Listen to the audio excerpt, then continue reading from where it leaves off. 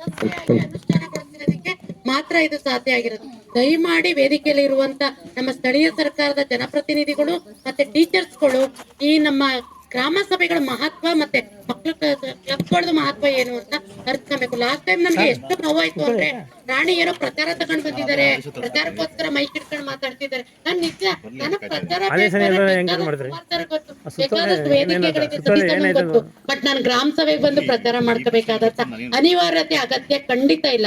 ದಯವಿಟ್ಟು ಅಂತ ಏನಾದ್ರು ಅಭಿಪ್ರಾಯ ನಿಮ್ಮ ಮನಸ್ಸಲ್ಲಿದ್ರೆ ಈ ಕ್ಷಣ ಕಿತ್ತಾಕಿ. ಪ್ರಚಾರಕ್ಕೆ ಅಂತ ನಂದೇ ಬೇಕಾದಷ್ಟು ವೇದಿಕೆಗಳಿದೆ, ಅಲ್ಲಿ ನಾನು ತಗೊಂತೀನಿ. ದಯವಿಟ್ಟು ಇದು ಮಕ್ಳು ಪರ ಬಂದಾಗ ನಾವು ರಾಜಕೀಯ ಬಿಡಿಸ್ಬಿಡೋಣ, ನಮ್ ಸೆಲ್ಫ್ ಏನು ಈಗೋ ಇದೆ ಅದನ್ನ ಕಿತ್ತೊಷ್ಟು ಮಕ್ಳು ಪರ ಮಾತ್ರ ನಾವು ಮಾತಾಡೋಣ, ಮಕ್ಳು ಪರ ಧ್ವನಿ ಎತ್ತೋಣ. ಮಕ್ಳದ್ ಏನ್ ಆಸೆಗಳಿದೆ ಗ್ರಾಮ ಸಭೆಗೆ ಮೇಡಮ್, ಗ್ರಾಮ ಸಭೆಗೆ ಬರಕ್ ಮೊದ್ಲೇ ಮಕ್ಳನ್ನ ಪ್ರಿಪರೇಷನ್ ಮಾಡಿರ್ಬೇಕು ನಾವು. ಶಾಲೆಗಳದ್ದು ಕುಂದುಕೊರತೆಗಳು ಏನಿದೆ, ಮಕ್ಳು ಗ್ರಾಮ ಸಭೆ ಅಂದ್ರೆ ಬರೀ ಶಾಲೆಗಷ್ಟೇ ಆಗಿರಲ್ಲ, ಸಾಕಷ್ಟು ಮಕ್ಳುಗಳಿಗೆ ಕುಟುಂಬದಲ್ಲಿ ಹೊಡಿತಿರ್ತಾರೆ, ನೆರೆಯವರದು ಇದು ಏನು ಸೆಕ್ಸುವಲ್ ಹರಾಸ್ಮೆಂಟ್ ಗಳಿರ್ತದೆ, ಮೆಂಟಲಿ ಡಿಸ್ಟರ್ಬ್ ಮಾಡುವಂತದ್ದು ಇರುತ್ತೆ. ಇಂಥವೆಲ್ಲ ಮಕ್ಳುಗಳ ಅಹವಾಲು ಅದನ್ನ ಸ್ವೀಕರಿಸಕ್ಕೆ ಈ ಗ್ರಾಮ ಸಭೆ ಇರೋದು. ಆಕ್ಚುಲಿ ಗ್ರಾಮ ಸಭೆ ಪ್ರೊಸೀಡಿಂಗ್ ಏನಾಗ್ಬೇಕು ಅಂದ್ರೆ ನನಗ್ ತಿಳಿದಾಗೆ ಅಣ್ಣ, ಫಸ್ಟ್ ಒಂದು ಎಲ್ರು ಮಾಡಂಗೆ ಒಂದ್ ಯಾವ್ದೋ ಒಂದು ದೇವರ ನಾಮದ ಮೂಲಕ ಪ್ರಾರಂಭ ಮಾಡ್ತೀರಿ, ನಂತರ ಸ್ವಾಗತ ಮಾಡ್ತೀರಾ, ನಂತರ ಗಿಡಕ್ಕೆ ನೀರೇರಿಯೋ ಮೂಲಕನೋ ದೀಪ ಬೆಳಗೋ ಮೂಲಕನೋ ಉದ್ಘಾಟನೆ ಕಾರ್ಯಕ್ರಮನ ನೆರವೇರಿಸ್ತೀರಾ.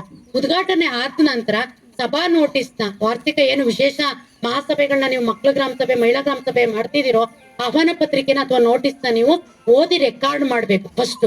ಅದಾದ ನಂತರ ಇಂದಿನ ಏನು ವಿಶೇಷ ಮಹಿಳಾ ಗ್ರಾಮ ಸಭೆ ಅಥವಾ ಮಕ್ಕಳ ವಿಶೇಷ ಗ್ರಾಮ ಸಭೆಗಳ ಪ್ರೊಸೀಡಿಂಗ್ ನ ಓದಿ ಪರಿಶೀಲಿಸಿ ನಂತರ ರೆಕಾರ್ಡಿಂಗ್ ಮಾಡ್ಬೇಕು. ಆ ರೆಕಾರ್ಡಿಂಗ್ ಆಗ್ಲಿಲ್ಲ ಅಂದ್ರೆ ಅದು ಗ್ರಾಮ ಸಭೆನೂ ಅಲ್ಲ, ಮಕ್ಕಳ ಗ್ರಾಮ ಸಭೆನೂ ಸಾರಿ ಮಹಿಳಾ ಗ್ರಾಮ ಸಭೆನೂ ಖಂಡಿತ ಅಲ್ಲ. ಇದು ಪ್ರೊಸೀಡಿಂಗ್ ನಮ್ಮಲ್ಲಿ ಆಗ್ಬೇಕು. ಅದಾದ ನಂತರ ಈಗ ನಮ್ಮ ಶೋಭಾ ಅವರು ಕೇಳಿದಂಗೆ ಅನುಸರಣೆ ಎಷ್ಟಾಗಿದೆ, ಮಕ್ಕಳಿಂದ ಮತ್ತೆ ಮಹಿಳೆಯರಿಂದ ಏನೆಲ್ಲ ದೂರುಗಳು ಬಂದಿತ್ತು, ಅದು ಎಷ್ಟು ಮಟ್ಟಿಗೆ ಇವತ್ತು ಪರಿಹಾರ ಆಗಿದೆ, ಏನು ಆಗಿಲ್ವೋ, ಕೆಲವೊಂದು ಸಮಸ್ಯೆಗಳಿಗೆ ಪರಿಹಾರ ಸಿಕ್ಕಿಲ್ಲ ಅಂದ್ರೆ ಕಾರಣ ಏನು, ಆ ಕಾರಣನ ನಂತರ ಫಾಲೋ ಅಪ್ ಮಾಡೋದು ಹೇಗೆ, ಅದು ಈ ಗ್ರಾಮ ಸಭೆನಲ್ಲಿ ನಿಮ್ಮೆಲ್ಲರೂ ನಡುವೆ ಮುಕ್ತವಾಗಿ ಚರ್ಚೆ ಆಗ್ಬೇಕು. ದಯವಿಟ್ಟು ಗ್ರಾಮ ಸಭೆ ಮತ್ತೆ ಮಹಿಳಾ ಗ್ರಾಮ ಸಭೆಗಳು ಮಕ್ಕಳ ಗ್ರಾಮ ಸಭೆಗಳ ಮಹತ್ವನ ಅರ್ತಿ ಗ್ರಾಮ ಸಭೆಗಳ ಆಯೋಜನೆ ಮಾಡೋದು ಮತ್ತೆ ಮಕ್ಳುಗಳು ಭಾಗವಹಿಸೋದಕ್ಕೆ ಮೊದ್ಲೇ ನಮ್ಮಂತ ಯಾರು ಸ್ಥಳೀಯ ಸಂಪನ್ಮೂಲ ವ್ಯಕ್ತಿಗಳು ಅಥವಾ ಸ್ಥಳೀಯ ಸಂಘ ಸಂಸ್ಥೆಯವರಿಂದ ಮಕ್ಳು ಗ್ರಾಮ ಸಭೆಗಳ ಮಹತ್ವನ ಸ್ಕೂಲ್ ಅವರು ದಯವಿಟ್ಟು ಕರ್ದಿ ಅವ್ರಿಗೆ ಮಾಹಿತಿ ಕೊಡ್ಸಿ. ಸುಮ್ನೆ ಏನೋ ಓದೋ ಪುಟ್ಟ ಬಂದೋ ಪುಟ್ಟ ಅಂತೇಳಿ ಮಕ್ಳನ್ನ ಕರ್ಸ್ಬಿಡೋದು, ಅವ್ರಿಗೊಂದಷ್ಟು ಕೊಡೋದು. ಆಕ್ಚುಲಿ ರೂಲ್ ಹೇಳುತ್ತೆ ಕುಮಾರ್ ಸರ್, ನಿಮ್ಗೆ ಗೊತ್ತಿದೆ, ಈ ಗ್ರಾಮ ಸಭೆನ ಎಲ್ಲೋ ಒಂದ್ ಕಡೆ ಮಾಡಂಗಿಲ್ಲ. ನಾನು ಲಾಸ್ಟ್ ಟೈಮಲ್ಲೂ ಕೂಡ ಹೇಳಿದೀನಿ, ಪ್ರತಿ ಶಾಲೆನೂ ಕೂಡ ಹೋಗಿ ಗ್ರಾಮ ಪಂಚಾಯತಿಯವರು ಮಾಡ್ಬೇಕು, ಇದು ನಿಯಮ ಇದೆ.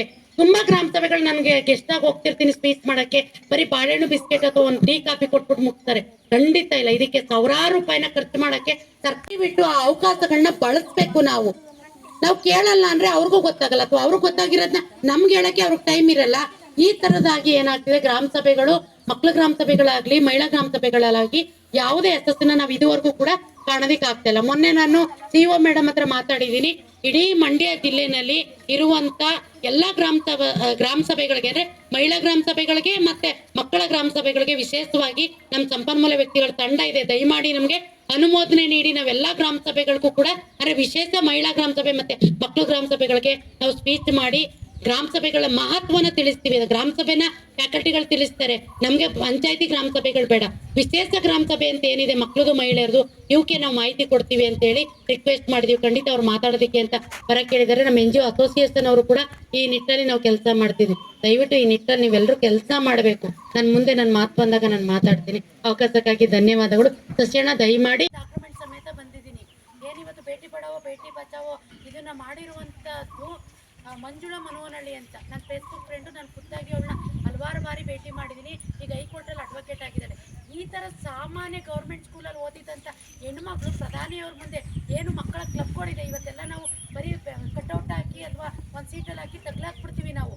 ಆ ಮಕ್ಕಳ ಕ್ಲಬ್ಬಿಂದ ಅಲ್ಲಿ ಸೆಲೆಕ್ಟ್ ಆಗಿ ಸಂಸತ್ತಲ್ಲಿ ಹೋಗಿ ಭಾಷಣ ಮಾಡಿ ಅಲ್ಲಿಂದ ನರೇಂದ್ರ ಮೋದಿಯವರ ಎದುರುಗಡೆ ಕನ್ನಡದಲ್ಲಿ ನಿರಂತರವಾಗಿ 1 ಗಂಟೆ ಭಾಷಣ ಮಾಡಿ ಇವತ್ತು ಹೈಕೋರ್ಟ್ ಲಾಯರ್ ಆಗಿ ಅವಳು ನಿಮ್ಮೆಲ್ಲರೂ ಮುಂದೆ